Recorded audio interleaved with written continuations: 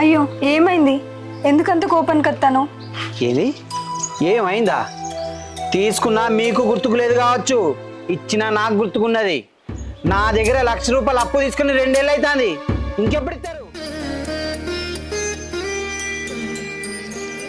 ఈ వానలేంది ఇంకా కొడతలేవు?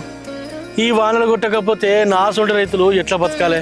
వాడు వచ్చిన దగ్గర నీళ్ళు అడుగుతాడు, పొలానికి నీళ్ళు పెట్టాలని. నువ్వు కూడా ఇయ్యద్దు. మీ బావిలా నీళ్ళు ఇయ్యరాదురా, నేను నాటేసుకుంటా. నీకెత్తే మాకెట్లనే మాకే చాలుతలేవంటే మళ్ళీ నీకే అన్నా? నీ మొగం చెప్పు, నా పైసలు నాకిమ్మని.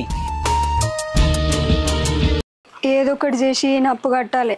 అన్నం తినకుండా మంచిదే గాని అప్పు ఉంచుకోవద్దు. కష్టాలలో ఉన్నారా? అట్టి వద్దురా, ఇంకొకటి పైసలు ఇస్తా నీకు.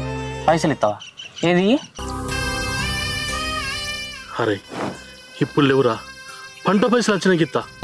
నువ్వు అప్పు చేసినావు అంటే ఎవరు అప్పు చేయలేదా? అప్పు చేసి నడతాదే. నువ్వెందుకు బాధపడుతున్నావురా? వాళ్ళు ఇవ్వకుంటే నా బయలకెళ్ళి నీళ్ళు ఇస్తారా? మన ఇద్దరం కలిసి పంట పండించుకుందాం. రామయ్య మామ నీళ్ళు ఇస్తాడు, ఆ నీళ్ళు ఇస్తే మనం నాటేసుడేగా. నాటేయాలనయ్యా. ఈసారి పంట పండించి వచ్చిన పైసలతో అప్పులన్నీ కట్టుకోవాలి. పొద్దుగాలనే కమల్ వచ్చిండు, మంచిగా అనిపించలేదయ్యా నాకు. అప్పులతో ఎన్ని రోజులని ఉంటాం చెప్పు? ఊళ్ళోకి పోదామన్నా ఇల్లు అనిపించలేదు. ఎవరు ఎప్పుడు కలిసి అప్పులు అడుగుతారా అని. ఇక ఆయన ఇచ్చినట్టే నువ్వు తీసుకున్నట్టే. వాడు ఇయ్యకుంటేనే నయం రా.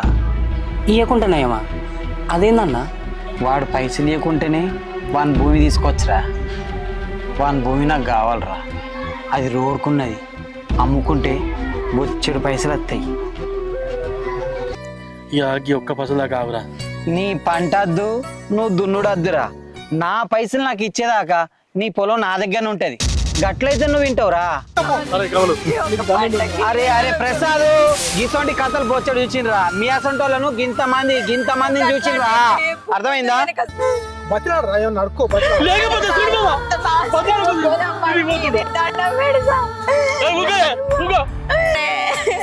అందరూ రైతుల గురించి చెప్పుడే తప్ప చేతలలో ఏం లేదే. ఎవరు వాళ్ళు ఇది చేస్తాం రైతుకు, అది చేస్తాం రైతుకు అనేది తప్ప చేసేది ఏమి లేదు.